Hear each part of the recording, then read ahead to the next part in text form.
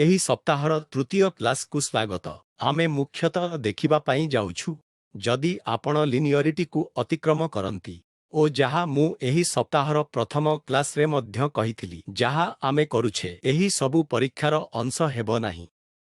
तेणु एहा कौतूहलर मूल्य पाई अधिक अटे ओ एक प्रकारर क्षेत्र केउ आडे जाउछि ताहा देखिबा पाई तथा जानिबा पाई पाठ्यपुस्तक बाहरे जहा रहिछि आमकु जानिबाकु हेबो ओ किछि स्तररे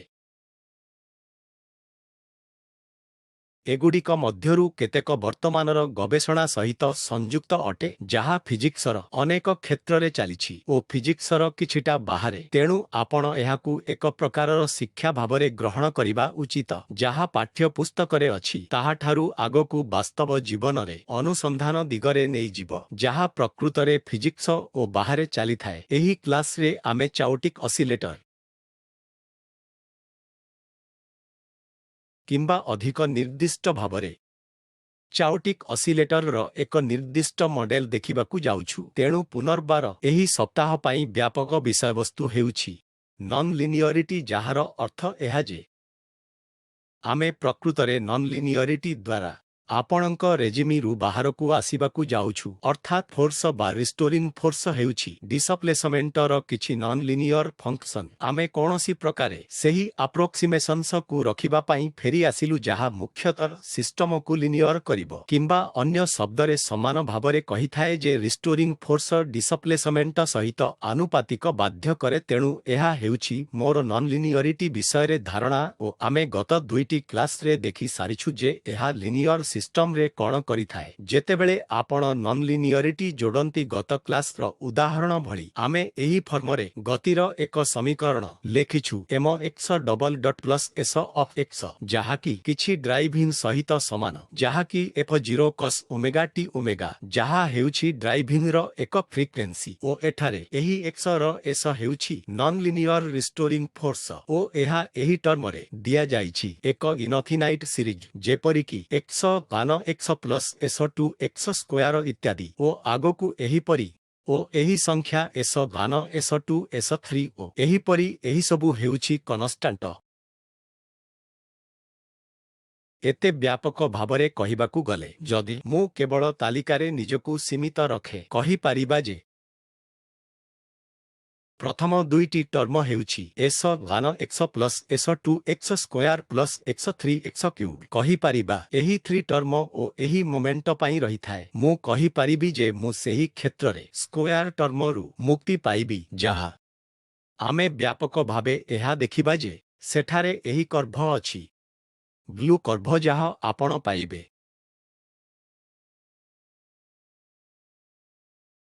जेतेबेले s3 0 सहित समान हुए जहा आमे एकादश सप्ताह पाई एक मानक भावरे देखिथिलु जहा आमे भल भावे देखिथिलु ताहा हेउछि लिनियरिटी रो केस ओ जेतेबेले 3 नॉन जीरो हुए नॉन लिनियरिटी आसी थाए एहा प्रकृतरे 0 सहित समान हुए नाही जेतेबेले s3 0 ठारु बड हुए कर्भटी एही परी देखा जाय ब्लैक डैशड कर्भ जहा सेठारे अछि ओ जेतेबेले s3 0 ठारु कम हुए एहाकु आपण ग्रीन कर्भ मध्य कहि एही case जेतेबेले hard spring होइथिबारु s3 0 Tharu बड हुए ओ एक केस भली s3 सॉफ्ट स्प्रिंग कारणरु 0 ठारु कम हुए। तेणु पुनर्बार एहा एक जिनिस जहाकु आमे देखिथिलु ओ विशेष भावरे आमे एक बिडर एही समस्या को देखिबा पाई चेष्टा करिथिलु जहा हेउछि ट्रंक एहा भितरे truth to wire to top ओ बॉटम जहार रिजिड सपोर्ट थाए एहा टू रिजिड सपोर्ट मध्यरे रही थाए ओ आपण एहाकु गोटिए पार्श्वरे अलगा करिबाकु चेष्टा करूछंती ओ एहाकु छाडिछंती ओ तापरे सेथिरे ताहा ऑसिलेशन रे सेट हेबो ओ अवश्य आपण पचारि पारिबे समय अवधि कोन ओ ऑसिलेशन रो ऑसिलेटरी फ्रीक्वेंसी कोन जहा एहा प्रदर्शन करिवो गुरुत्वपूर्ण विषय एहा जे एही एंगुलर डिस्प्लेसमेंट थीटा किंबा एंगुलर डिस्प्लेसमेंट आउ छोटो हेबाकु निया जाय नाही। तेणु जेतेबेले थीटा छोट थाए आपण अनुमान करी दूरेई जाई पारिबो जे रिस्टोरिंग फोर्स आंगुलार डिस्प्लेसमेंट सहित आनुपातिक तेणु सेही अनुमान आमे आउ तियारी करि पारिबु नाही ओ आमे जहा देखिलु ताहा हेउछि समाधान समान फ्रिक्वेंसी सहित डिसप्लेस ऑसिलेशन हेबा ड्राइविंग करे जदि ड्राइविंग रे फ्रिक्वेंसी ओमेगा थाए तापरे समाधानर एक फ्रिक्वेंसी ओमेगा मध्य अछि किंतु एहा सहित एहा उच्च हार्मोनिक्स बोली मध्य दर्शाए जहा उदाहरण स्वरूप यह फ्रिक्वेंसी 3 ओमेगा मध्य देखाइब ताहा हेउछि गोटिए जिनिस जाहाकू आमे देखिलु ओ आम्प्लिट्यूड एक अनबाउंडेड म्यानर रे बढ़े नाही जदिओ आपणक पाखरे डिसिपेशन नाही एहार कारण हेउछि निम्न और उच्च आम्प्लिट्यूडरे प्राकृतिक फ्रिक्वेंसी गुड़िक अलगा अटे तेणु आपण चुप रही पारिबे नाही जे कोनोसी फ्रिक्वेंसी रे मैच करंतु तेणु मूलतः रिजोनांस हेबा सुनिश्चित नुहे एहार निर्दिष्ट मूल्य रे बड़ डिसप्लेसमेंट थाई पारे किंतु एहा लिनियर सिस्टम परी ड्रामाटिक नुहे एही क्लास रे जेपरी मु कहिथिली जे आमे चाउटिक ऑसिलेटर किंबा चाउटिक ऑसिलेटर रो एक निर्दिष्ट उदाहरण देखिबाकू जाउछु ओ चाउटिक डायनामिक्स एहा एक विशाल क्षेत्र एहाकू बुझिबा पाई गोटिए किंबा दुईटी संपूर्ण पाठ्यक्रम आवश्यक तेणु मु आपणंकु जहा देबाकू चेष्टा करिबी सेही स्थानरू जेउठारू आमे लिनियर ऑसिलेटिंग सिस्टम सहित आरंभ करिथिलु आमे चाउजर किछि उदाहरण देखि पारिबा तेणु आपण जहा आशा करि पारंती ताहार मु केवल एक भौतिक अनुभव देबाकू चेष्टा करिबी संपूर्ण गाणितिक वर्णना किंबा चाउटिक डायनामिक्स रो एपरिकी एक प्रिसाइज डेस्क्रिप्शन परिवर्ते चाउटिक डायनामिक्स पई प्रथम पदक्षेप नेबाकू एही पाठ्यक्रमर परिसर बाहरे जहा किछि हेबो आसंतु स्टैंडर्ड सिंपल हार्मोनिक ऑसिलेटर को देखिबा किंतु टिकिए भिन्न लाइट रे तेणु आमे एही प्रकारर फोर्स इक्वेशन सहित कार्य करिबा पाई बहुत कष्टर सामना करिथिलु x double dot plus omega square x जहाकी शून्य सहित समान ओमेगा अवश्य समय अवधि सहित जडित तेणु एहा प्रकृतरे एक सिंपल ऑसिलेटर अटे जेउथिरे एक समय अवधि अछि ओ जदि आपण रिस्टोरिंग फोर्स को डिसप्लेसमेंट रो फंक्शन भाबरे प्लॉट करे एहा एठारे देखा जाय एहा स्पष्ट भाबरे लिनियर अटे ओमेगा स्क्वायर x हेउछि लिनियर जहाकी आपणकर रिस्टोरिंग फोर्स अटे जदि मो समान हार्मोनिक ऑसिलेटर पाई एनर्जी इक्वेशन लेखे तेबे सिस्टम भाबरे एनर्जी एही परी देखा जिवो तेणु एहार half m x dot square जहाकी kinetic energy term plus potential energy हेउछि half m omega square x square तेणु काइनेटिक ओ पोटेंशियल एनर्जी रो जोगफल हेउछि टोटल एनर्जी ओ जदि आपण मने रखिथिबे द्वितीय सप्ताहरे आमे प्राय प्रथम क्रमरे कण करिथिलु जदिओ काइनेटिक ओ पोटेंशियल एनर्जी हेउछंती समय निर्भरशील कारण एही एक्स डॉट ओ एक्स हेउछंती समय उपरे निर्भरशील किंतु टोटल एनर्जी समय ठारू मुक्त अटे तेणु आपण जेउ एनर्जी को प्रारंभ रे रखिछंती ताहा सब दिन पई एहा भितरे रहिबो एहाकू देखिबार किछि मात्रा रे अंतर्निहित उपाय हेउछि सिस्टम रो संभावना को देखिबा तेणु एठारे पोटेंशियल अवश्य एही टर्मटी हेउ half m omega square x square m हेउछि वस्तुत्व ओमेगा हेउछि एही सबु कन्स्टांटर फ्रिक्वेंसी तेणु मु एही पोटेंशियल एनर्जी प्लॉट करे जहा मु वेरिएबल v द्वारा सूचित करिछि तेणु मु x रो फंक्शन भाबरे v प्लॉट करे तेणु एहार पाराबोलिक कर्व जेपरी आपण एठारे देखंती तेणु एहा एठारे 0 हेबो तेणु एहा गुण अनुसारे एक पाराबोलिक कर्व अटे जदि आपण कल्पना करंती जे एही संभावना भितरे एक कणिका अछि ओ आपण एहाकू किछि समय रे संभाव्यतारू आरंभ करंती तेणु आपण कल्पना करि पारिबे जे आपणक पाखरे एही आकृतिर एक पात्र अछि ओ बोध हुए आपण किछि समय रे मार्बल रखि पारिबे मार्बल तळकू जीव समान उच्चता पर्यंत उपरकू जीव समान उच्चता को फेरी आसीबो ओ ऑसिलेशन हेबा जारी रखिबो एथिरे एहा हेबा आवश्यक निश्चय एथिरे कोनोसी घर्षण नाही वास्तवरे ताहा नुहे तेणु मार्बल शेषरे कौनसी स्थान रे अटकी जीव तेणु आमे पूर्वरु नॉन लिनियर ऑसिलेटर सहित काम करिथिलु जहा मध्य फोर्सड होइथिला किंतु एहार डिसिपेशन टर्म नथिला आजिर क्लास रे सब किछि रखा जीव तेणु आमर ऑसिलेटर पाई आमर एक नॉन लिनियर रिस्टोरिंग फोर्स अछि जहाकू डफिंग ऑसिलेटर कुहा जाय ताहा पाई ମୁଁ ଫୋର୍ସ ଇକ୍ୱେସନ୍ ଲେଖିଛି। ତେଣୁ ଏହାର ଏହି ନିର୍ଦ୍ଦିଷ୍ଟ ନନ୍-ଲିନିୟର ରିଷ୍ଟୋରିଂ ଫୋର୍ସ ଅଛି, ଯାହା ଏହି ଫର୍ମ ବିଟା ଏକ୍ସ ପ୍ଲସ୍ ଆଲଫା ଏକ୍ସ କ୍ୟୁବ୍ ଅଟେ ଓ ଡିସିପେସନ୍ ନିଶ୍ଚିତ ଭାବରେ ଭେଲୋସିଟି ସହିତ ଆନୁପାତିକ ଅଟେ। ତେଣୁ ଏହାର ଏକ ଭିସକସ୍ ଡିସିପେସନ୍ ଓ ଗାମା ଅବଶ୍ୟ ଡିସିପେସନ୍ କୋଏଫିସିଏଣ୍ଟ। ତେଣୁ ଏହି ଉପାଦାନଗୁଡ଼ିକ ସେଠାରେ ଅଛି ଓ ରାଇଟ୍ ହ୍ୟାଣ୍ଡ ସାଇଡରେ ମୋର ଏକ୍ସଟର୍ନାଲ ଫୋର୍ସିଂ ଅଛି, ଯାହା ହେଉଛି F0 cos ଓମେଗା ଟି। ଓମେଗା ହେଉଛି ଫ୍ରିକ୍ୱେନ୍ସି ଅଫ୍ ଫୋର୍ସିଂ। ତେଣୁ ଏକ୍ସଟର୍ନାଲ ଫୋର୍ସିଂ ହେଉଛି ପିରିୟଡିକ୍ ଓ F0 ହେଉଛି ସେହି ଫୋର୍ସିଂର ଆମ୍ପ୍ଲିଟ୍ୟୁଡ୍। ତେଣୁ ବିଟା ହେଉଛି ନନ୍-ଲିନିୟର ରିଷ୍ଟୋରିଂ ଫୋର୍ସ ଟର୍ମର ଏକ ଅଂଶ, କିନ୍ତୁ ମୁଁ ବିଟା ନେଉଛି ଯାହାକି ସେହି ପର୍ଟିକୁଲାର କୋଏଫିସିଏଣ୍ଟ ଯାହା ଲିନିୟର ଟର୍ମ ସାମ୍ନାରେ ଆସିଥାଏ। ତେଣୁ ଆପଣ ଏହାକୁ ଲିନିୟର ଅସିଲେଟର ସହିତ ଜଡ଼ିତ ଫ୍ରିକ୍ୱେନ୍ସି ଭାବରେ ଭାବିପାରିବେ ଓ ମୁଁ ବିଟାକୁ 0ରୁ ଅଧିକ ହେବାକୁ ଲାଗେ ଓ ତାପରେ ଆଲଫା ପାଇଁ ଦୁଇଟି ସମ୍ଭାବନା ଅଛି। ତେଣୁ ଆଲଫା ହେଉଛି କୋଏଫିସିଏଣ୍ଟ ଯାହା ଏକ୍ସ କ୍ୟୁବ୍ ଟର୍ମର ସାମ୍ନାକୁ ଆସେ ଯେପରି ଆପଣ ଏଠାରେ ଦେଖିପାରିବେ। ତେଣୁ ଆଲଫା ନେଗେଟିଭ୍ କିମ୍ବା ପଜିଟିଭ୍ ହୋଇପାରେ। ଯଦି ଆଲଫା ନେଗେଟିଭ୍ ହୁଏ, କର୍ଭ ଯାହା ଆପଣ ଏହି ପ୍ଲେନରେ ପାଇବେ ଡିସପ୍ଲେସମେଣ୍ଟର ଫଙ୍କସନ୍ ଭାବରେ ରିଷ୍ଟୋରିଂ ଫୋର୍ସ ପାଇବେ, ଯାହାକି ଲାଲ ରଙ୍ଗରେ ଦେଖାଯିବ ଓ ଅନ୍ୟପଟେ ଏହା ନିଶ୍ଚିତ ଭାବରେ ଏକ ନରମ ସ୍ପ୍ରିଙ୍ଗ ଲିମିଟ୍। ଅନ୍ୟପଟେ ଏହା ଯଦି ଆଲଫା 0ରୁ ଅଧିକ ହୁଏ, ଆପଣ ଏପରି କିଛି ପାଇବେ ଯାହାକି ଲିନିୟର ଦେଖାଯାଏ କିନ୍ତୁ ଏହା ସମ୍ପୂର୍ଣ୍ଣ ଲିନିୟର ନୁହେଁ। ତେଣୁ ଆଲଫା 0ରୁ ଅଧିକ ହୁଏ, ଯାହାକି ହାର୍ଡ ସ୍ପ୍ରିଙ୍ଗ ଲିମିଟ୍ ସହିତ ଅନୁରୂପ ହେବ। ତେଣୁ ରିଷ୍ଟୋରିଂ ଫୋର୍ସ ବନାମ 0ରୁ ଅଧିକ ଆଲଫା ଏହି ବ୍ଲୁ ଡାସଡ୍ ଅନୁସରଣ କରିବ, ଯାହାଦ୍ୱାରା ଆପଣ ଏଠାରେ ଦେଖିବେ। ବର୍ତ୍ତମାନ ଆମେ ପ୍ରକୃତରେ ଏହି ଅସିଲେଟରର ଜଟିଳ ସମାଧାନକୁ ଦେଖିବା ପୂର୍ବରୁ ପ୍ରଥମେ ବୁଝିବାକୁ ଦିଅନ୍ତୁ।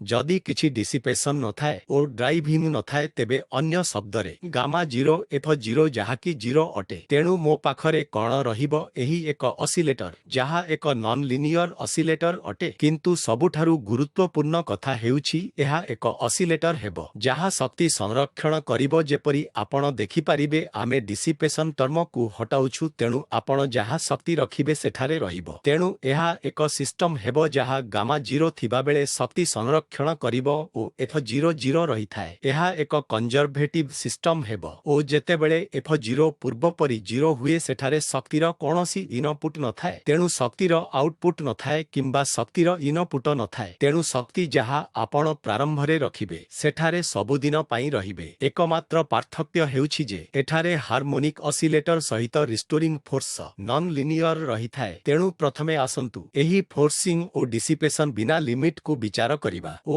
ଏକ ଫୋର୍ସ ସମୀକରଣ ଭାବରେ ଏହା ଏହିପରି ଦେଖାଯାଏ x double dot plus beta x plus alpha x cube, ଯାହାକି 0 ସହିତ ସମାନ। ଓ ବର୍ତ୍ତମାନ ଆପଣ ସମ୍ପୃକ୍ତ ଏନର୍ଜି ଇକ୍ୱେସନ୍ ଲେଖିପାରିବେ, ଯାହାକି ପୁନର୍ବାର ଏହିପରି ଦେଖାଯିବ। x ଡଟ୍ ସ୍କୋୟାର ବାଇ 2 ହେଉଛି କାଇନେଟିକ୍ ଏନର୍ଜି ଟର୍ମ, ତେଣୁ ତାହା ଏହିପରି ହାଫ୍ mv ସ୍କୋୟାର। ଆପଣ କଳ୍ପନା କରିପାରିବେ ଯେ ଏହି କ୍ଷେତ୍ରରେ m ସ୍ଥାନରେ ସେଟ୍ ହୋଇଛି। ତେଣୁ ଏହା କେବଳ x ଡଟ୍ ସ୍କୋୟାର ବାଇ 2 ଅଟେ, ଯାହା ହେଉଛି କାଇନେଟିକ୍ ଏନର୍ଜି ଓ ପୋଟେନ୍ସିଆଲ ଏନର୍ଜି ହେଉଛି ହାଫ୍ ବିଟା ସ୍କୋୟାର ପ୍ଲସ୍ କାନ ଫୋର୍ଥ ଆଲଫା x ପାଦାର 4 ଦ୍ୱାରା ଦିଆଯାଏ। ଓ ଆପଣ ଦେଖିପାରିବେ ଯେ ଯଦି ଆପଣ ରିଷ୍ଟୋରିଂ ଫୋର୍ସକୁ ଏକତ୍ର କରନ୍ତି, ଆପଣ ପୋଟେନ୍ସିଆଲ କିମ୍ବା ପୋଟେନ୍ସିଆଲ ଏନର୍ଜି ପାଇବା ଆବଶ୍ୟକ। ତେଣୁ ଏହା ହେଉଛି ପୋଟେନ୍ସିଆଲ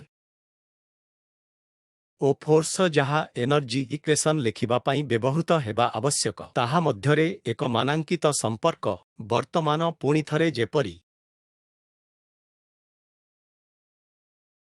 ଆମେ ହାରମୋନିକ ଅସିଲେଟର କେସ୍ରେ କରିଥିଲେ, ଆମେ ପୋଟେନ୍ସିଆଲକୁ ସ୍କେଚ୍ କରୁଛୁ। ତେଣୁ ଆମେ ବର୍ତ୍ତମାନ ସମାନ କାର୍ଯ୍ୟ କରିବୁ। ପୋଟେନ୍ସିଆଲ ପାଇଁ ମୋ ପାଖରେ ଏକ୍ସପ୍ରେସନ୍ ଅଛି ଯାହା ହେଉଛି ଏହା। ବର୍ତ୍ତମାନ ଆସନ୍ତୁ ଏହାକୁ ସ୍କେଚ୍ କରିବା। ତେଣୁ ମୁଁ ଅନୁମାନ କରିବାକୁ ଯାଉଛି ଯେ ଆଲଫା 0 ଠାରୁ ଅଧିକ ଓ ତାପରେ ବିଟାର ଦୁଇଟି ଭିନ୍ନ ମୂଲ୍ୟ ପାଇଁ ପୋଟେନ୍ସିଆଲକୁ ସ୍କେଚ୍ କରନ୍ତୁ, ଯାହାଦ୍ୱାରା ଆପଣ ଦେଖିପାରିବେ ଯେ ପୋଟେନ୍ସିଆଲ ଆଲଫା ଓ ବିଟା ସହିତ ଜଡ଼ିତ ଅଟେ। ତେଣୁ ଆମେ ନେଗେଟିଭ ଓ ପଜିଟିଭ ହେବା ପାଇଁ ବିଟା ନେବୁ କିନ୍ତୁ ଆଲଫାକୁ ପଜିଟିଭ ରଖିବା। ତେଣୁ ଯଦି ଆଲଫା ପଜିଟିଭ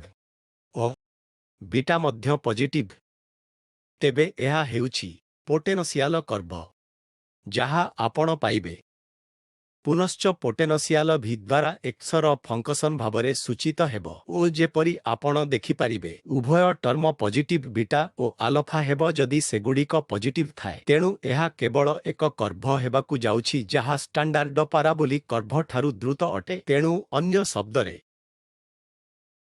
ମୁଁ ଏକ୍ସ ସ୍କୋୟାରକୁ ଚେଷ୍ଟା ଓ ପ୍ଲଟ୍ ମଧ୍ୟ କରିପାରିବି। ତେଣୁ ଏହା ହେଉଛି ଏକ୍ସ ସ୍କୋୟାର ଟର୍ମ ସହିତ ଅନୁରୂପ ଓ ଆମର ପୋଟେନ୍ସିଆଲ ଯାହା ବ୍ଲୁ ଦେଖାଯାଏ ଏହା ଅଧିକ ଦ୍ରୁତ ଗତିରେ ରାଇଜ୍ ହେବ। ଅନ୍ୟ ପଟରେ ଯଦି ବିଟା 0 ଠାରୁ କମ୍ ଥାଏ ପ୍ରଥମ ଟର୍ମ ଏକ ନେଗେଟିଭ ସାଇନ୍ ନେବାକୁ ଯାଉଛି। ତେଣୁ ଏହା ଦୁଇଟି ଟର୍ମ ମଧ୍ୟରେ ଏକ ପ୍ରତିଯୋଗିତା।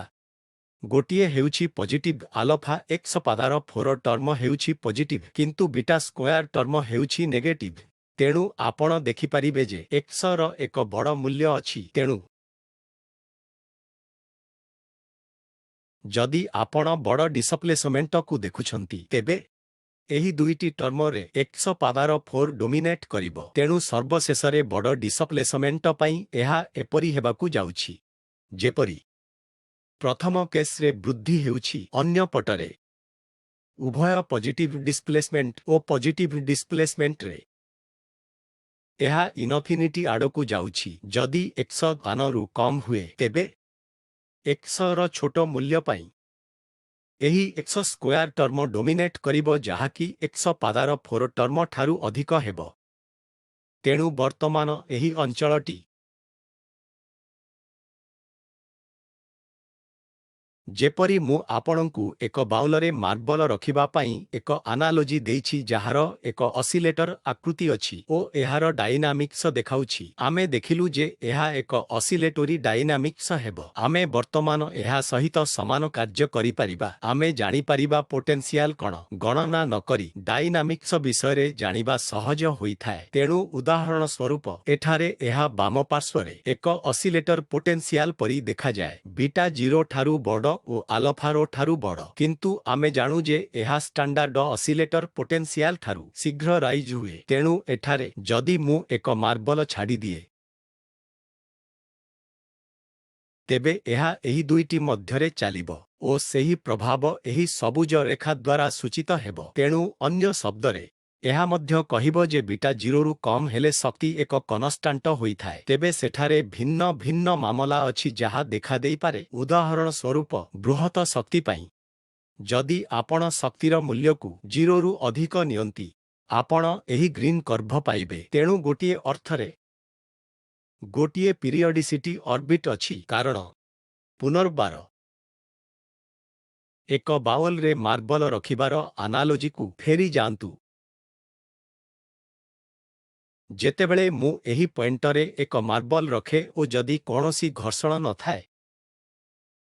ତେବେ ଏହା ତଳକୁ ଯିବ ଉପରକୁ ଯିବ ଏହି ଛୋଟ ପାହାଡ଼ ପୁଣି ତଳକୁ ଯିବ ଓ ଉପରେ ପହଞ୍ଚିଯିବ ଓ ତାପରେ ଏହା ପୁନର୍ବାର ଫେରି ଆସିବ ଓ ଏହାର ପଥ ଟ୍ରେସ୍ କରିବ। ତେଣୁ ଏହା ବାସ୍ତବରେ ପିରିୟଡିସିଟି ମୋସନକୁ କାର୍ଯ୍ୟକାରୀ କରେ ଯାହା ଆମେ ଅସିଲେଟର ପାଇଁ ଦେଖିଥିବା ଷ୍ଟାଣ୍ଡାର୍ଡ ପିରିୟଡିସିଟି କର୍ଭ ଅପେକ୍ଷା କିଛିଟା ଅଧିକ ଜଟିଳ ଅଟେ। ତେଣୁ ତାହା ହେଉଛି ଏକ ପ୍ରକାର ଯାହାକୁ ଏକ ପିରିୟଡିସିଟି ଅର୍ବିଟ କୁହାଯାଇଥାଏ ଓ ଏହି କ୍ଷେତ୍ରରେ ମଧ୍ୟ ପିରିୟଡିସିଟି ଅର୍ବିଟ ଅଛି। କିନ୍ତୁ ବର୍ତ୍ତମାନ ଧରି ନିଅନ୍ତୁ ଯଦି ଆପଣଙ୍କ ପାଖରେ ଶକ୍ତି କମ୍ ଅଟେ ଯାହାକି ଆପଣଙ୍କ ପାଖରେ ଥିବା କମ୍ ଶକ୍ତି ସହିତ ସମାନ ହୋଇ ରହିଥାଏ ଆପଣ ଏହା କହିପାରିବେ ଯେ ଯେଉଁଠାରେ ଆପଣ ଏକ ମାର୍ବଲ ରଖିପାରିବେ ଏଠାରେ କିଛି ସ୍ଥାନରେ ଗୋଟିଏ ବାଉଲ ମଧ୍ୟରେ ଏହା କହିପାରିବା ଯେ ବାମ ପାର୍ଶ୍ୱର ବାଉଲ। ତେଣୁ ସେହି କ୍ଷେତ୍ରରେ ମାର୍ବଲ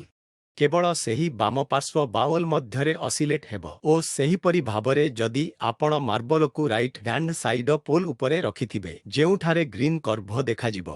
ଏହା ସେହି ରାଇଟ୍ ହ୍ୟାଣ୍ଡ ସାଇଡ ବାଉଲରେ ଅସିଲେଟ୍ ହେବାକୁ ଯାଉଛି। ଏଥିରେ ପ୍ରତିବନ୍ଧକ ଅତିକ୍ରମ କରିବାକୁ ଓ ଅନ୍ୟ ପାର୍ଶ୍ୱକୁ ଆସିବାକୁ ଶକ୍ତି କେବେ ବି ରହିବ ନାହିଁ। ତେଣୁ ଅନ୍ୟ ଶବ୍ଦରେ ଆପଣଙ୍କର ପ୍ରାରମ୍ଭିକ ଅବସ୍ଥା ଉପରେ ନିର୍ଭର କରି କିମ୍ବା ଆପଣଙ୍କର ଶକ୍ତି ଉପରେ ନିର୍ଭର କରି ଆପଣ ବିଭିନ୍ନ ପ୍ରକାରର ସମ୍ଭବ ଥିବା ଡାଇନାମିକ୍ସ ଦେଖିପାରିବେ କିନ୍ତୁ ଏହି କ୍ଷେତ୍ରରେ ସେଗୁଡ଼ିକ ହେଉଛି ପିରିୟଡିକ୍। ଚାଲନ୍ତୁ ଏହାକୁ ଡିସିପେସନରେ ରଖିବାକୁ ଦିଅନ୍ତୁ। ତେଣୁ ବର୍ତ୍ତମାନ ଆମେ ଏହି ଟର୍ମକୁ ଯୋଡ଼ିଛୁ କିନ୍ତୁ ତଥାପି କୌଣସି ଫୋର୍ସିଂ ନାହିଁ। ତେଣୁ F00 ରହିବ। ତେଣୁ ଆପଣ ଆଶା କରିବେ ଯେ ଦୀର୍ଘ ସମୟ ପରେ ନିର୍ଦ୍ଦିଷ୍ଟ ଅବସ୍ଥା ଉପରେ ନିର୍ଭର କରି ଆପଣ ମାର୍ବଲକୁ ପୋଟେନ୍ସିଆଲର ସର୍ବନିମ୍ନ ପଏଣ୍ଟରେ ପାଇବେ, ଯାହାକି ଲେଫ୍ଟ ହ୍ୟାଣ୍ଡ ସାଇଡ ବାଉଲରେ କିମ୍ବା ରାଇଟ୍ ହ୍ୟାଣ୍ଡ ସାଇଡ ବାଉଲରେ ରହିଥାଏ। କାରଣ ଡିସିପେସନ୍ କ୍ରମାଗତ ଭାବରେ ମାର୍ବଲରୁ ଶକ୍ତି ଅପସାରଣ କରିବାକୁ ଯାଉଛି ଓ ଏହା ଶେଷରେ ଆସିବ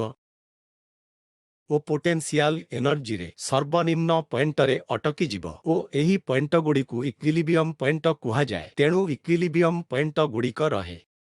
ଯେଉଁଠାରେ ନେଟ୍ ଫୋର୍ସ 0 ହୁଏ। ତେଣୁ ଏହି ତଥ୍ୟ ଯେ ପ୍ରକୃତରେ ବବଲ୍ ଶେଷରେ ଆସେ ଓ ସେଠାରେ ରହିଯାଏ, ଏହାର ଅର୍ଥ ହେଉଛି ଏହା ଏକ ସ୍ଥିତି ପାଇଛି ଯେଉଁଠାରେ ଏଥିରେ କୌଣସି ନେଟ୍ ଫୋର୍ସ କାର୍ଯ୍ୟ କରୁନାହିଁ। କାରଣ ଯଦି ଏହା ଉପରେ ଏକ ନେଟ୍ ଫୋର୍ସ କାର୍ଯ୍ୟ କରୁଥିଲା ତେବେ ଏହା ସେହି ସମୟରେ ଆଗକୁ ବଢ଼ିବ ଓ ଏଥିରେ କୌଣସି ନେଟ୍ ଫୋର୍ସ କାର୍ଯ୍ୟ କରିବ ନାହିଁ ଓ ଏହା ପରେ କୌଣସି ମୁଭମେଣ୍ଟ ସମ୍ଭବ ନୁହେଁ ଥରେ ଏହା ଆସିଲେ ଓ ସେହି ସ୍ଥିତିରେ ରହିଗଲେ, ଯାହାକି ଇନଟ୍ୟୁସନରୁ ମୁଖ୍ୟତଃ ହୋଇଥାଏ ଓ ଯେଉଁ ପ୍ରକାରର ପିକ୍ଚରିଆଲ ଆର୍ଗୁମେଣ୍ଟସ୍ ଯାହା ଆମେ ପ୍ରସ୍ତୁତ କରୁଛୁ ତାହା ଅନୁମାନ କରିବା ଅତି ସହଜ ହୋଇଥାଏ ଯେ ଦୁଇଟି ଇକ୍ୱିଲିବ୍ରିୟମ୍ ପଏଣ୍ଟ ବାଉଲରେ ଦୁଇଟି ସର୍ବନିମ୍ନ ପଏଣ୍ଟ ହେବ। କିନ୍ତୁ ଆଶ୍ଚର୍ଯ୍ୟର ବିଷୟ ହେଉଛି ପ୍ରକୃତରେ ଏଠାରେ ଏକ ଇକ୍ୱିଲିବ୍ରିୟମ୍ ପଏଣ୍ଟ ଅଛି। ଯେପରି ମୁଁ କହିଥିଲି, ଇକ୍ୱିଲିବ୍ରିୟମ୍ ପଏଣ୍ଟରେ ଥରେ ମାର୍ବଲ ଆସିଲେ ଓ ରହିଗଲେ ଏହାର ବେଗ 0 ହୋଇଯାଏ, ଭେଲୋସିଟି 0 ହୋଇଯାଏ। ତେଣୁ ଇକ୍ୱିଲିବ୍ରିୟମ୍ ପଏଣ୍ଟ ପାଇବା ପାଇଁ ଆପଣଙ୍କୁ ଯାହା କରିବାକୁ ପଡ଼ିବ ତାହା ହେଉଛି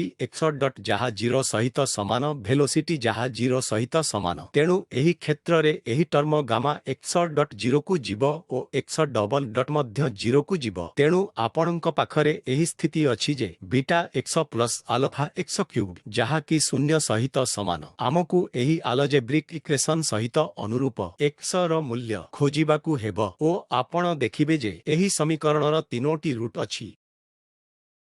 ଗୋଟିଏ 0 ସହିତ ସମାନ ଓ ଅନ୍ୟଟି ହେଉଛି x ସ୍କୋୟାର ଯାହାକି ମାଇନସ୍ ବିଟା ବାଇ ଆଲଫା ସହିତ ସମାନ। ତେଣୁ x ମାଇନସ୍ ବିଟା ବାଇ ଆଲଫାର ପ୍ଲସ୍ କିମ୍ବା ମାଇନସ୍ ସ୍କୋୟାର ରୁଟ୍ ସହିତ ସମାନ। ତେଣୁ ତିନୋଟି ସମ୍ଭାବ୍ୟ ରୁଟ୍ ଅଛି ଓ ବିଶେଷତଃ ଯେତେବେଳେ ବିଟା ନେଗେଟିଭ୍ ଥାଏ, ସେହି କେସ୍ରେ ଆପଣ ପ୍ରକୃତରେ ତିନୋଟି ସମ୍ଭାବ୍ୟ ରିଅଲ ରୁଟ୍ ପାଇବେ ଓ ସେହି ତିନୋଟି ରିଅଲ ରୁଟ୍ ହେଉଛି ଏହି ତିନୋଟି ସ୍ଥିତି ଯାହା ଏଠାରେ ଲାଲ ଡଟ୍ରେ ଚିହ୍ନିତ ହୋଇଛି। ତେଣୁ ସ୍ପଷ୍ଟ ଭାବରେ ଇକ୍ୱିଲିବ୍ରିୟମ୍ ପଏଣ୍ଟ ଜଣାଶୁଣା ଥାଏ ଓ ଭୌତିକ ଭାବରେ ଏହା କହିହେବ ଯେ କେଉଁଠାରେ କଣିକା ନିଶ୍ଚିତ ଭାବରେ ଶେଷ ହେବ ଯଦି ଆପଣ ଡିସିପେସନ୍ ଦିଅନ୍ତି, କିନ୍ତୁ ଏକ୍ସଟର୍ନାଲ ଫୋର୍ସିଂ ନୁହେଁ। ବର୍ତ୍ତମାନ ଆସନ୍ତୁ ଏହି ସ୍ପେସିଫିକ୍ ଇକ୍ୱିଲିବ୍ରିୟମ୍ ପଏଣ୍ଟ ଉପରେ ଥିବା ପ୍ରଶ୍ନର ସମାଧାନ କରିବା, ଯାହା ସେହି ହିଲ୍ ଭଳି ଷ୍ଟ୍ରକ୍ଚରର ଶୀର୍ଷରେ ଏଠାରେ ଅଛି। ତାହା କ'ଣ ପାଇଁ ଏକ ଇକ୍ୱିଲିବ୍ରିୟମ୍ ପଏଣ୍ଟ ଅଟେ? ତେଣୁ ଯେପରି ଆମେ ଜାଣିଲୁ ସେଠାରେ 3 ଇକ୍ୱିଲିବ୍ରିୟମ୍ ପଏଣ୍ଟ ଅଛି ଯାହାକୁ ଆମେ ସମ୍ପୂର୍ଣ୍ଣ ଭାବରେ ଡାଇନାମିକ୍ସରୁ ଅନୁମାନ କରିପାରିବା। ତୃତୀୟଟି ପ୍ରକୃତରେ ହେଉଛି ଅସ୍ଥିର। ତେଣୁ ମୁଁ ଆପଣଙ୍କ ପାଇଁ ଏହା ବର୍ଣ୍ଣନା କରିବାକୁ ଯାଉନାହିଁ ଯେ ଏହା ସ୍ଥିର କି ଅସ୍ଥିର,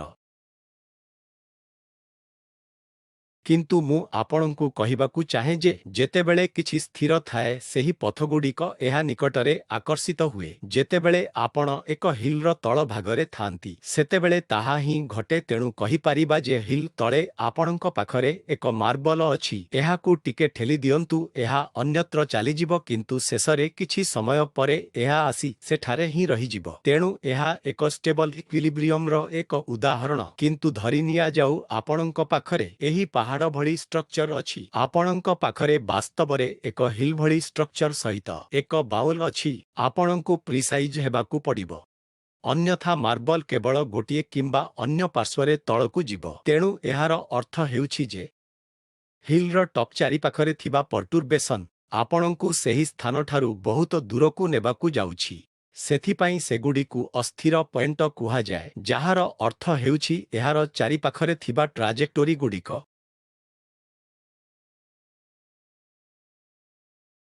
ସେହି ବିନ୍ଦୁ ପ୍ରତି ଆକର୍ଷିତ ହେଉନାହିଁ। ତେଣୁ ଏଠାରେ ତାହା ଘଟେ। ତେଣୁ ଯଦି ମୁଁ ପ୍ରକୃତରେ ଏହି ଦୁଇଟି ବିନ୍ଦୁକୁ x ଅକ୍ଷରେ ପ୍ଲଟ୍ କରେ ତେବେ ଆଉ ଦୁଇଟି ସ୍ଥିର ବିନ୍ଦୁ ଅଛି। ତେଣୁ ମୁଁ ଏହି ତଥ୍ୟକୁ ସୂଚାଇ ପାରିବି ଯେ ଫ୍ଲୋ କିମ୍ବା ଅନ୍ୟ ଶବ୍ଦରେ ଏଠାରେ ଏକ ଆର ଲଗାଇ ଟ୍ରାଜେକ୍ଟୋରିଗୁଡ଼ିକ ଏହା ଆଡ଼କୁ ଆକର୍ଷିତ କରିହୁଏ। ତେଣୁ ଏହି ତୀରଗୁଡ଼ିକ ସୂଚାଇବା ପାଇଁ ଟ୍ରାଜେକ୍ଟୋରିଗୁଡ଼ିକ ଷ୍ଟେବଲ୍ ପଏଣ୍ଟ ଆଡ଼କୁ ଆକର୍ଷିତ ହେବ। ତେଣୁ ଆପଣ ଦେଖିପାରିବେ ଯେ ଯେତେବେଳେ ମୁଁ ତୀରରେ ରଖେ ସବୁକିଛି ଲାଲ ପଏଣ୍ଟ ଆଡ଼କୁ ମୁଭମେଣ୍ଟ କରେ ଯାହା ସ୍ଥିର ଅଟେ ଓ ସମାନ ଜିନିଷ ଆମକୁ ମଧ୍ୟ ଏହା କହିଥାଏ ସବୁକିଛି ବ୍ଲୁ ପଏଣ୍ଟରୁ ଦୂରେଇ ଯାଉଛି ଯାହା ଅସ୍ଥିର ଅଟେ ତେଣୁ ଆପଣଙ୍କ ପାଖରେ ଥିବା ମାର୍ବଲ ଏହି ଅନଷ୍ଟେବୁଲ ପଏଣ୍ଟରେ କେବେବି ସ୍ଥିର ହେବାକୁ ଯିବ ନାହିଁ ଏହା ଏକ ହିଲରେ ମାର୍ବଲକୁ ସନ୍ତୁଳିତ କରିବା ପାଇଁ ଇନଫିନାଇଟ୍ ପରିମାଣର ଅପରେସନ ଆବଶ୍ୟକ କରେ ବର୍ତ୍ତମାନ ଏହି ପର୍ସପେକ୍ଟିଭରୁ ପୁନର୍ବାର ହାରମୋନିକ ଅସିଲେଟରକୁ ଦେଖିବା ମୁଁ ଏହାକୁ ଦେଖିବାର ଏହି ଧାରଣାକୁ ଉପସ୍ଥାପନ କରିବାକୁ ଯାଉଛି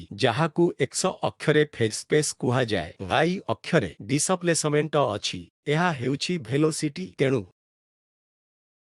ଏହାର ସ୍ଥିତି ବନାମ ଭେଲୋସିଟି ଓ ବର୍ତ୍ତମାନ ମୁଁ ହାରମୋନିକ ଅସିଲେଟର କ୍ଷେତ୍ରରେ ଷ୍ଟାଣ୍ଡାର୍ଡ ସିମ୍ପଲ ହାରମୋନିକ ଅସିଲେଟର ପାଇଁ ଏହାକୁ ଅଙ୍କନ କରିଛି ଆପଣ ଦେଖିବେ ଯେ ମୁଁ ଦୁଇଟି କର୍ଭ ଆଙ୍କିଛି କିନ୍ତୁ ନୀତି ଅନୁଯାୟୀ ଆପଣ ଶକ୍ତିର ପ୍ରତ୍ୟେକ ମୂଲ୍ୟ ପାଇଁ ଆପଣ ବାଛିଥିବା ଯେ କୌଣସି ସଂଖ୍ୟକ କର୍ଭ ଆଙ୍କିପାରିବେ ଏହା ମନେ ରଖିବେ ଯେ ଏକ ହାରମୋନିକ ଅସିଲେଟରରେ ଶକ୍ତିର ସେପରି ପ୍ରତ୍ୟେକ ମୂଲ୍ୟ ପାଇଁ ଯାହା ଆପଣ ବାଛିଥିବେ ଶକ୍ତି ଏକ କନଷ୍ଟାଣ୍ଟ ଅଟେ ଆପଣ ଏଠାରେ ଏକ କର୍ଭ ଆଙ୍କିପାରିବେ ଓ ଏହି ସବୁ କ୍ଲୋଜଡ କର୍ଭ ଅଟେ ଓ ସିଷ୍ଟମ ପିରିୟଡିକ ଅର୍ବିଟ ପ୍ରଦାନ କରୁଥିବା ସତ୍ୟକୁ ପ୍ରତିଫଳିତ କରେ ତେଣୁ ଶକ୍ତିର ଦୁଇଟି ଭିନ୍ନ ମୂଲ୍ୟ ସହିତ ଏହି ଦୁଇଟି କର୍ଭ ଇ1 ଓ ଇ2 ଦ୍ୱାରା ଉପଲବ୍ଧ ହୁଏ ତେଣୁ ଯେଉଁଟି ବାହାରେ ଥାଏ କର୍ଭ ଯେତେ ବଡ଼ ହୁଏ କିମ୍ବା ଯେତେ ବଡ଼ ଅଞ୍ଚଳକୁ ଏହା ସୀମାବଦ୍ଧ କରିଥାଏ ଶକ୍ତି ସେତେ ଅଧିକ ଥାଏ ଓ ଆପଣ ପଚାରିପାରିବେ ଏଠାରେ ଇକ୍ୱିଲିବ୍ରିୟମ ପଏଣ୍ଟ କ'ଣ ତେଣୁ ଏଠାରେ ଯେହେତୁ ଆପଣଙ୍କର କୌଣସି ଡିସିପେସନ ନାହିଁ ଏହାକୁ ଟେକ୍ନିକାଲି ସେଣ୍ଟର କୁହାଯାଏ ଇକ୍ୱିଲିବ୍ରିୟମ ପଏଣ୍ଟ ସେଣ୍ଟରରେ ଅଛି ତେଣୁ ଯଦି ଆପଣ ସେଠାରେ ଥାଆନ୍ତି ତେବେ କିଛି ହେବ ନାହିଁ ତେଣୁ ଏହା କହିବା ଯେପରି ମୋର ଏକ ପେଣ୍ଡୁଲମ ଅଛି ଓ କେବଳ ଭର୍ଟିକାଲରେ ଝୁଲୁଛି ତେଣୁ ଏହା ମୌଳିକ ଭାବରେ ଇକ୍ୱିଲିବ୍ରିୟମ ପୋଜିସନରେ ଅଛି ତେଣୁ ଯେପର୍ଯ୍ୟନ୍ତ ଆପଣ ଏହାକୁ କିଛି ଶକ୍ତି ନ ଦିଅନ୍ତି ସେ ପର୍ଯ୍ୟନ୍ତ କିଛି ଘଟିବ ନାହିଁ ତେଣୁ ଏହି ରେଡ୍ ପଏଣ୍ଟ ସୂଚାଇଥାଏ ଯେ ଇକ୍ୱିଲିବ୍ରିୟମ ପୋଜିସନ ଓ ଏହି ହାରମୋନିକ ଅସିଲେଟର ପାଇଁ ଯଦି ଆପଣ ଏହି ଡିସିପେସନ କରିସାରିଛନ୍ତି ତେବେ ଆପଣ ଦେଖୁଥିବା ଏହି ଏଲିପ୍ଟିକ କର୍ଭଗୁଡ଼ିକ ଚାରିଆଡ଼େ ସ୍ପାଇରାଲ ହୋଇଯିବ ଓ ଶେଷରେ ଏହି ଇକ୍ୱିଲିବ୍ରିୟମ ପଏଣ୍ଟକୁ ଯିବ ବର୍ତ୍ତମାନ ଆମର ସମସ୍ୟାକୁ ଫେରିଆସିବା ଯାହା ହେଉଛି ଏହିଟି ବର୍ତ୍ତମାନ ଏହି ସମସ୍ୟା ପାଇଁ ଫେଜ୍ ସ୍ପେସ୍ କିପରି ଦେଖାଯିବ ତାହା ଦେଖିବା ବର୍ତ୍ତମାନ ଏହି କ୍ଷେତ୍ରରେ ଯେତେବେଳେ ଆଲଫା 0ରୁ ଅଧିକ ଓ ବିଟା 0ରୁ କମ୍ ଅଟେ ତେଣୁ ଏଠାରେ ଏହା ରହିଛି ଓ ବର୍ତ୍ତମାନ ମୁଁ ପୁନର୍ବାର ଡିସିପେସନର ପରିଚୟ ଦେବାକୁ ଯାଉନାହିଁ ତେଣୁ ସେହି କ୍ଷେତ୍ରରେ ଫେଜ୍ ସ୍ପେସ୍ କର୍ଭଗୁଡ଼ିକ ଏହିପରି ଦେଖାଯିବ ତେଣୁ ଆପଣ ଦେଖନ୍ତି ଯେ ଦୁଇଟି ବାଉଲର ସର୍ବନିମ୍ନ ସ୍ଥାନରେ ଦୁଇଟି ଇକ୍ୱିଲିବ୍ରିୟମ ପୋଜିସନ ସହିତ ଅନୁରୂପ ମୋ ପାଖରେ ଏହି ରେଡ୍ ଡଟ୍ ଅଛି ଓ ଅନଷ୍ଟେବୁଲ ପଏଣ୍ଟକୁ ଏହି ବ୍ଲୁ ଡଟ୍ ଦ୍ୱାରା ସୂଚିତ କରାଯାଇଛି ତେଣୁ ଏହି ବାଉଲର ପ୍ରତ୍ୟେକଟି ମଧ୍ୟରେ ଥିବା ଷ୍ଟ୍ରକ୍ଚର ପରି ଏହା ପ୍ରାୟ ଏକ ହାରମୋନିକ ଅସିଲେଟର ତେଣୁ ଆପଣ ଏଠାରେ ଯେଉଁ କର୍ଭ ଦେଖନ୍ତି ସେଗୁଡ଼ିକ ଏହିପରି ଯେପରି ଏକ ହାରମୋନିକ ଅସିଲେଟର କିନ୍ତୁ ଶକ୍ତି ବଢ଼ିବା ସହିତ ଆପଣ ଦୁଇଟି ବାଉଲର ଏହି ଷ୍ଟ୍ରକ୍ଚରରୁ ଆଗକୁ ବଢ଼ନ୍ତି ଓ ତାପରେ ଆପଣ ବହୁତ ବଡ଼ ଏଲିପ୍ସ ଭଳି ଷ୍ଟ୍ରକ୍ଚର ପାଆନ୍ତି ଯାହାକି କିଛି ଅର୍ଥରେ ହାରମୋନିକ ଅସିଲେଟର କ୍ଲୋଜଡ କର୍ଭ ପରି ଦେଖାଯାଏ ସେଗୁଡ଼ିକ ମଧ୍ୟ ପର୍ଯ୍ୟାୟକ୍ରମେ ସମାଧାନ ଦେଇଥାନ୍ତେ ଯଦି ମୁଁ ଡିସିପେସନ କରିଥାନ୍ତି କିନ୍ତୁ କୌଣସି ଫୋର୍ସିଂ ନାହିଁ ତେଣୁ ଏହା ଯାହାକି ଏଲିପ୍ଟିକ କର୍ଭ ପରି ଦେଖାଯାଏ ତାହା ସ୍ପାଇରାଲ ହୋଇ ଗୁଡ଼ାଇ ହୋଇଯିବ ଓ ଶେଷରେ ସେଗୁଡ଼ିକ ଶେଷରେ ଟୁ ଗାନ ଅଫ୍ ଦ ଟୁ ଷ୍ଟେବଲ ପଏଣ୍ଟରେ ସ୍ଥିର ହୋଇ ରହିଯିବେ ଯାହା ଏଠାରେ ଲାଲ ରଙ୍ଗରେ ସୂଚିତ ହୋଇଛି ବର୍ତ୍ତମାନ ଆମେ ସମସ୍ତ ଉପାଦାନରେ ରଖିବୁ ତେଣୁ ଆମର ନନଲିନିୟର ରିଷ୍ଟୋରିଂ ଫୋର୍ସ ଅଛି ଯାହା ହେଉଛି ଆମ ପାଖରେ ଗାମା ସହିତ ଡିସିପେସନ ଭିସ୍କସ୍ ଡିସିପେସନ ରହିବ ଓ ସେଠାରେ ଏକ୍ସଟର୍ନାଲ ଫୋର୍ସିଂ ରହିବ ତେଣୁ ଏହି କେସ୍ରେ ଏହା ଚାଓଟିକ ଅସିଲେସନ ଦେଖାଇବାକୁ ଯାଉଛି ତେଣୁ ଚାଓଜର ଅର୍ଥ ହେଉଛି ଇରେଗୁଲାର ଅର୍ବିଟ୍ସ ମନେ କରାଯାଉ ମୁଁ ପାରାମିଟରଗୁଡ଼ିକର ଏହି ପସନ୍ଦ କରେ ତେଣୁ ଆପଣ ଦେଖିବେ ଏଠାରେ ଅନେକ ପାରାମିଟର ଅଛି ଏଠାରେ ଏହି ଗାମା ଅଛି ଯାହା ହେଉଛି ଡିସିପେସନ କୋଏଫିସିଏଣ୍ଟ ସେଠାରେ ବିଟା ଓ ଆଲଫା ଅଛି ଯାହା ହେଉଛି ନନ୍ ଲିନିୟର ରିଷ୍ଟୋରିଂ ଫୋର୍ସରେ ଥିବା ଦୁଇଟି ପାରାମିଟର ଯାହା ଆମେ ଉପସ୍ଥାପନ କରିଛୁ ଓ F0 ହେଉଛି ଏକ୍ସଟର୍ନାଲ ଫୋର୍ସିଂର ଆମ୍ପ୍ଲିଟ୍ୟୁଡ ତେଣୁ ବର୍ତ୍ତମାନ ମୁଁ ଯାହା କରିବାକୁ ଯାଉଛି ତାହା ହେଉଛି F0 କନଷ୍ଟାଣ୍ଟ ବ୍ୟତୀତ ସମସ୍ତ ପାରାମିଟର ଗୁଡ଼ିକ ରଖିବାକୁ ଯାଉଛି ଏହି ଅର୍ଥରେ ମୁଁ ଗାମାକୁ ପଏଣ୍ଟ ଗାନ ଭାବେ ରଖିବାକୁ ଯାଉଛି ମୁଁ ଓମେଗା ନେବାକୁ ଯାଉଛି ଯାହା ଏକ୍ସଟର୍ନାଲ ଡ୍ରାଇଭିଂର ଫ୍ରିକ୍ୱେନ୍ସି ଅଟେ ଯାହା ଗାନ ପଏଣ୍ଟ 4 ହେବାକୁ ଯାଉଛି ମୁଁ ବିଟାକୁ ମାଇନସ୍ ଗାନ ଆଲଫାକୁ ଗାନ ଭାବେ ନେବାକୁ ଯାଉଛି ତେଣୁ ମୁଁ ବଦଳାଇବାକୁ ଚାହୁଁଥିବା ଏକମାତ୍ର ଜିନିଷ ହେଉଛି F0 ବର୍ତ୍ତମାନ ଯଦି ମୁଁ F0କୁ ପଏଣ୍ଟ ଗାନ ନେବାକୁ ଯାଉଛି ତେବେ ଆମେ କିଛି କରିବା ପୂର୍ବରୁ ମୁଁ ଆପଣଙ୍କୁ ଏହା କହିବି ଯେ ଯେତେବେଳେ ଏଥିରେ ରହିଥିବା ସମସ୍ତ ଉପାଦାନ ସହିତ ସମସ୍ୟାଟି ଏହାର ସମ୍ପୂର୍ଣ୍ଣ ବିବରଣୀ ସହିତ ବିବେଚନା କରାଯାଏ ଏହାର କିଛି ସାଧାରଣ ରୂପରେ ଏହାର ବିଶ୍ଳେଷଣାତ୍ମକ ଭାବରେ ସମାଧାନ କରିବାର କୌଣସି ସରଳ ଉପାୟ ନାହିଁ କିନ୍ତୁ କୌଣସି ସାଧାରଣ ସମାଧାନ ନାହିଁ ଯାହାକୁ ଆପଣ ବିଶ୍ଳେଷଣାତ୍ମକ ଭାବରେ ଲେଖିପାରିବେ ଓ ଚାଓଟିକ୍ ଅସିଲେସନ ଦେଖିବେ ଯାହା ସମ୍ଭବ ନୁହେଁ ତେଣୁ ଏହାକୁ ସାଂଖ୍ୟିକ ଭାବରେ କରିବାକୁ ହେବ ତେଣୁ ମୁଁ ଯାହା ଆପଣଙ୍କୁ ଦେଖାଇବାକୁ ଯାଉଛି ତାହା ହେଉଛି ପାରାମିଟର ଗୁଡ଼ିକର ପସନ୍ଦ ପାଇଁ ଆମେ ବର୍ତ୍ତମାନଠାରୁ ସାଂଖ୍ୟିକ ସମାଧାନ ଅଟେ ଯାହାକୁ ଆମେ ତିଆରି କରିଥିଲୁ ତାହା ହେଉଛି ଯାହା ମୁଁ କହିବି ଏହା ହେଉଛି ସାଂଖ୍ୟିକ ସମାଧାନ ଓ ଯାହା ପ୍ଲଟ୍ ହୋଇଛି ତାହା ହେଉଛି ଫେସ୍ ସ୍ପେସ୍ ପ୍ଲଟ୍ ତେଣୁ x ଅକ୍ଷ ହେଉଛି ସ୍ଥିତି ଓ y ଅକ୍ଷ ହେଉଛି ଭେଲୋସିଟି ତେଣୁ ଏହା ପୂର୍ବରୁ ଦେଖାଯାଉଛି ଯେ ଏହା ବହୁତ ଅନିୟମିତ କିନ୍ତୁ ପ୍ରଥମ 200 କିମ୍ବା ପ୍ରଥମ 100 ଷ୍ଟେପ୍ ପାଇଁ ପ୍ରାରମ୍ଭରେ ଦେଖାଯାଏ ନାହିଁ ଯେତେବେଳେ ମୁଁ ଏହାକୁ ଫେଜ୍ ସ୍ପେସ୍ରେ ଦେଖେ ଏହା ଏପରି ଦେଖାଯାଏ ଏହା କିଛି ଏପରି ଦେଖାଯାଏ ଯେ ଏଠାରେ କୌଣସି ରେଗୁଲାରିଟି ନାହିଁ କିନ୍ତୁ ତାହା ସତ୍ୟ ନୁହେଁ କାରଣ ଯଦି ମୁଁ ଅଧିକ ସମୟ ଅପେକ୍ଷା କରେ ଓ ପ୍ରାୟ 300 କିମ୍ବା 400 ଟାଇମ୍ ଷ୍ଟେପ୍ କହିବା ପରେ ଫେଜ୍ ସ୍ପେସ୍କୁ ଦେଖେ ତେବେ ଏଗୁଡ଼ିକ ହେଉଛି ଟ୍ରାନଜିଏଣ୍ଟସ୍ ସମସ୍ତ ଟ୍ରାନଜିଏଣ୍ଟସ୍ ନଷ୍ଟ ହୋଇଯାଏ ଓ ମୁଁ ଯାହା ପାଇଲି ତାହା ହେଉଛି କର୍ଭ ପରି ଏହିପରି ଏକ ବହୁତ ସୁନ୍ଦର ଏଲିପ୍ସ ମୋ ପାଖରେ ଥିବା ଅର୍ବିଟ୍ ପିରିୟଡିକ୍ ଅଛି ଓ ଯଦି ମୁଁ ସମୟର ଫଙ୍କସନ୍ ଭାବରେ x ପ୍ଲଟ୍ କରେ ମୁଁ ଏହାକୁ ଏକ ପିରିୟଡିସିଟି କର୍ଭ ଭାବରେ ଦେଖିବାରେ ସକ୍ଷମ ହେବା ଆବଶ୍ୟକ ଓ ପ୍ରକୃତରେ ଯେତେବେଳେ ଆପଣ xକୁ ସମୟର ଫଙ୍କସନ୍ ଭାବରେ ପ୍ଲଟ୍ କରନ୍ତି ଯାହା ଏଠାରେ ଦେଖାଯାଏ ଆପଣ ଏହା ଦେଖନ୍ତି ଯେ ଏହା ହେଉଛି ଏକ ପିରିୟଡିସିଟି କର୍ଭ କିନ୍ତୁ ଏହା ଏକ ସାଇନ୍ କିମ୍ବା କୋସାଇନ୍ ଫଙ୍କସନ୍ ପରି ଏକ ପିରିୟଡିସିଟି କର୍ଭ ହେବା ଆବଶ୍ୟକ ନୁହେଁ ବର୍ତ୍ତମାନ F ପଏଣ୍ଟ ଗାନ ହୋଇଥିବାରୁ ମୁଁ Fର ମୂଲ୍ୟ ଏହା ରଖିବାକୁ ଯାଉଛି 0.32 ଚାଲନ୍ତୁ ଦେଖିବା ଏହି କ୍ଷେତ୍ରରେ କ'ଣ ଘଟେ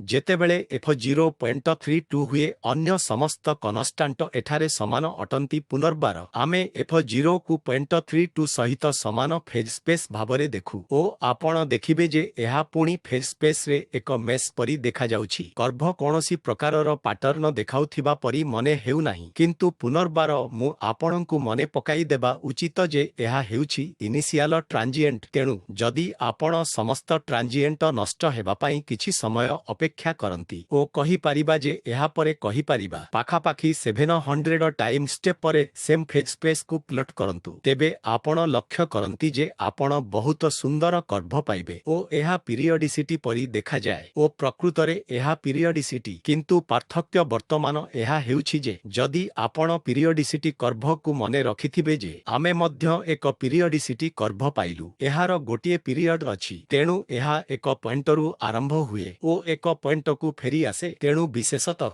ଯେତେବେଳେ ମୁଁ ଏହାକୁ ଏକ ଫେଜ୍ ସ୍ପେସ୍ରେ ଦେଖେ ଉଦାହରଣ ସ୍ୱରୂପ ଯଦି ମୁଁ ଏଥିରେ ଏ ରଖେ ଯେଉଁଠାରେ କର୍ଭଟି ଯାଏ ଓ ଫେରି ଆସେ ଅନ୍ୟ ପଟେ ଏହା ସେହି ସ୍କ୍ରିନରେ ଏକ ଡଟ୍ ଛାଡ଼ିଦେବ ଏଠାରେ ଆପଣ ଦେଖିବେ ଯେ ଏହା ଦୁଇଟି ରାଉଣ୍ଡରେ କରୁଛି ତେଣୁ ଏହାକୁ ଅନ୍ୟ ଶବ୍ଦରେ ପିରିୟଡ୍ ଟୁ ଅର୍ବିଟ୍ସ କୁହାଯାଏ ଯଦି ମୁଁ ଏହା ଉପରେ ଏକ ସ୍କ୍ରିନ୍ ଲଗାଏ ତେବେ ଏହା ଥରେ ଯିବ ଦ୍ୱିତୀୟ ଥର ଯିବ ଓ ତାପରେ ପୁନର୍ବାର ପଥକୁ ରିଟ୍ରେସ୍ କରିବ ପ୍ରକୃତରେ ଦୁଇଟି ଡଟ୍ ଯାହାକୁ ଆମେ ପିରିୟଡ୍ ଟୁ ଅର୍ବିଟ୍ କହିଥାଉ ଏଥିରେ ଏକ ପିରିୟଡ୍ ଟୁ ସାଇକଲ୍ ଅଛି ଯେଉଁ ତଥ୍ୟ ଦ୍ୱାରା आमे पारामीटर को परिवर्तन करिथाउ जहा घटिछि ताहा हेउछि एक पीरियड गान सॉल्यूशन एक पीरियड टू सॉल्यूशन होई जाए ओ एहा हेउछि पीरियड टू सॉल्यूशन वर्तमान एहा फेज स्पेस रे अछि वर्तमान मु एहाकु समयर फंक्शन भाबरे पोजिशन भाबरे देखि पारिबी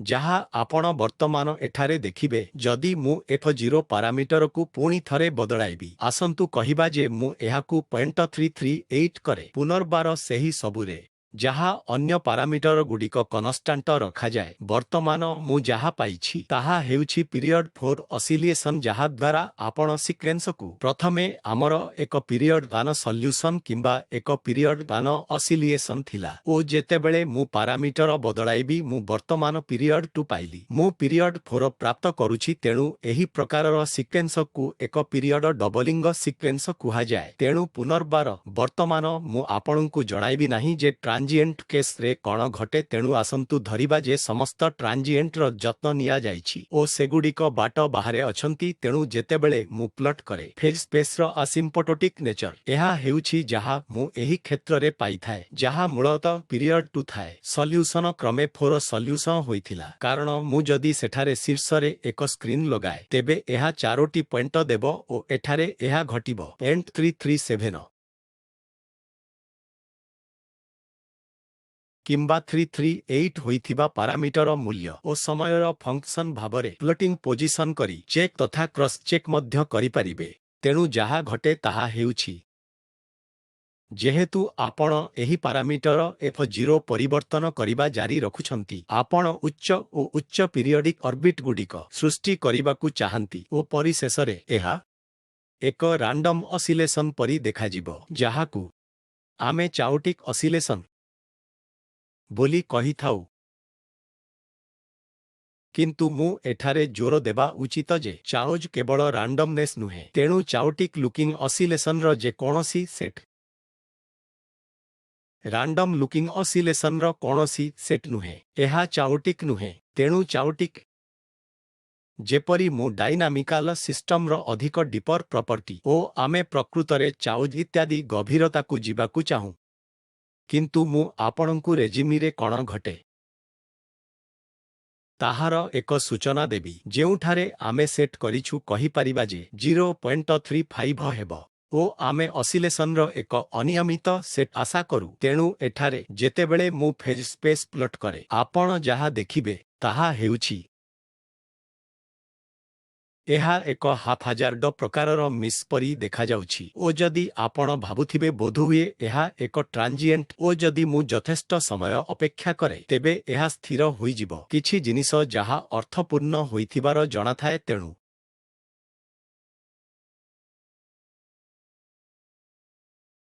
एही क्षेत्र रे आपण कदापि एपरी परिस्थिति को जिबे नाही जेउठारे एहा किछि अर्थपूर्ण स्थिति रे स्थिर हेबो तेणु ट्राजेक्टोरी एही दुई बाम ओ डाहाण पार्श्व रे अति नियमित भाबरे बम्पिंग हेउथाए ओ जदि मु पोजिशन को समयर एक फंक्शन भाबरे देखे मो पई किछि रैंडम लुकिंग फंक्शन एहा क्यापचर करिबाकू जाउछि तेणु मु जेपरी कहिथिली मोते पुणी थरे जोर देबाकू हेबो चाओज केवल रैंडमनेस थारु अधिक रहिथाए तेणु एही परी सिस्टम गुडिक जहार नॉन लिनियर रिस्टोरिंग फोर्स अछि सेगुडिकर डिसिपेशन अछि सेमानंकर एक्सटर्नल फोर्सिंग अछि चार्ज प्रदर्शन करिबा पई सेमानंकर समस्त उपादान अछि उदाहरण स्वरूप